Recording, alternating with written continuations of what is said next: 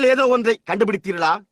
நீங்கள் அதை கண்டீர்களா என்று சற்று அதிசயப்பட்டேன். பாருங்கள், ஆமையா, அப்படியானால் நான் ஞாயிறு அன்று அதை கூற வேண்டியதில்லை. கவனியுங்கள், கவனியுங்கள், அதிசயம். இப்பொழுது கவனியுங்கள்.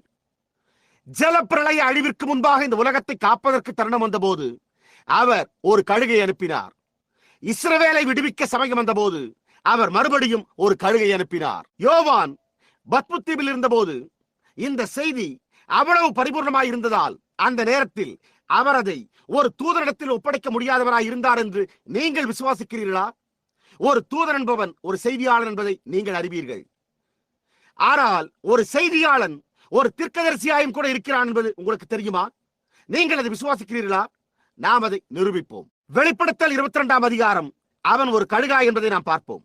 ஆம், பாருங்கள், நிச்சயமாக அவன் ஒரு தூதன், அவன் அந்த செய்தியாளன். ஆனால் இந்த வெளிப்படுத்தின புத்தகம் முழுவதையும் அவனுக்கு வெளிப்படுத்தியதோ ஒரு தீர்க்கதரிசியாய் இருந்தது. வெளிப்படுத்தின விசேஷம் 22ஆம் அதிகாரம் 19வது வசனம். நான் இங்கு எழுதி வைத்துள்ளது அதுவே என்று நம்புகிறேன். 22:19. ஒருவேளை நான் தவறாக இருக்கக்கூடும். இல்லை, 22:9. ஆம், அதுதான். நான் 22:9வது வசனத்தை தான் பார்த்துக் கொண்டிருந்தேன். அது சரி. ஓ ஆம், இங்கே உள்ளது. அதற்கு அவன், நீ இப்படி செய்யாதபடிக்கு பார், உன்னோடும் உன் சகோதரரோடும் தீர்க்கதரிசிகளோடும் நானும் ஒரு ஊழியக்காரன். யோவான் இங்கே எதை காண்கிறான் என்று பாருங்கள். யோவானாகிய நான் இவைகளை கண்டும் கேட்டும் இருந்தேன். இப்பொழுது யோவான் புத்தகத்தை முடிக்கும் தருணம் இது. இதுதான் அப்புத்தகத்தின் கடைசி அதிகாரம். நான் கேட்டு கண்டபோது இவைகளை எனக்கு காண்பித்த தூதனை வணங்கும்படி அவன் பாதத்தில் விழுந்தேன்.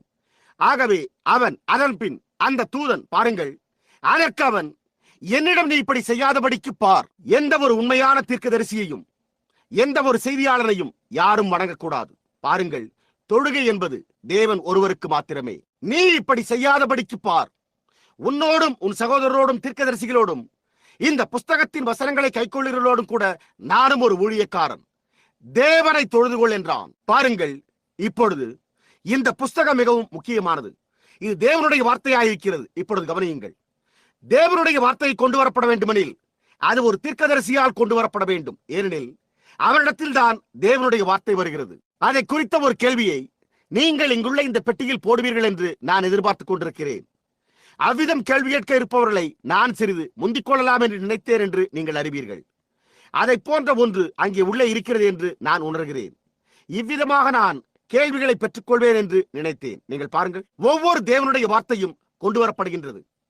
வேதம் ஒருபோதும் அதன் முறைகளை மாற்றுவதே கிடையாது. பாருங்கள், அது அவ்விதமே உள்ளது. ஆகவே நாம் எதிர்பார்த்துக் கொண்டிருக்கும் அந்த தீர்க்கதரிசியிடமே தேவனுடைய வார்த்தை உண்டாகும். இப்பொழுது வெளிப்படுத்தல் விசேஷம் 10ஆம் அதிகாரம் 1:7 கவனியுங்கள். இப்பொழுது நாம் மறுபடியுமாக 9ஆம் வசனத்தை படிப்போம். இங்கு நாம் பெற்றுக்கொள்வதோ, நாம் அதை படிப்பதற்கு முன்பாக நான் உங்களை ஒன்று கேட்க விரும்புகிறேன். இந்த முத்திரைகளை நாம் கடந்து செல்வதற்கு முன்பாக இதை நீங்கள் நன்றாக புரிந்து கொண்டீர்களா? கழுகுக்கு பின்பு வேறொரு வல்லமை புறப்பட்டு செல்வது கிடையாது. பாருங்கள், அந்தி கிறிஸ்து ஒவ்வொரு முறையும் ஒரு வல்லமையை அனுப்பும் போது அதை எதிர்க்க தேவன் ஒரு வல்லமையை அனுப்பினார். அந்தி கிறிஸ்து வேறொரு வல்லமையை அனுப்பும் போது அதை எதிர்க்க தேவன் வேறொன்றை அனுப்பினார். அதன் பின் அவன் மற்றொன்றை அனுப்பினான். அதை எதிர்க்க தேவன் வேறொன்றை அனுப்பினார். பாருங்கள், கடைசியாக கழுகு தோன்றும் போது ஆரம்பத்தில் இருந்தவாறே அது அவருடைய வார்த்தையாக அமைந்திருக்கும். இப்பொழுது கவனியுங்கள். எலியாவை போன்று ஆவியினால் அபிஷேகிக்கப்பட்ட ஒரு மனிதன் அந்த தீர்க்கதரிசியாய் வர நாம் எதிர்பார்த்துக் கொண்டிருக்கிறோம் அல்லவா? உண்மையாகவே அவன் எலியாவல்ல, ஆனால் அவனை போன்ற ஒருவனாக இருப்பான். இந்த ஸ்தாபனங்களின் தவறான போதங்களின் மூலமாக விழுந்து கிடக்கும் மக்களை பிதாக்களின் மூல விசுவாசத்திற்கு கொண்டு செல்வதே அவன் ஊழியமாயிருக்கும்.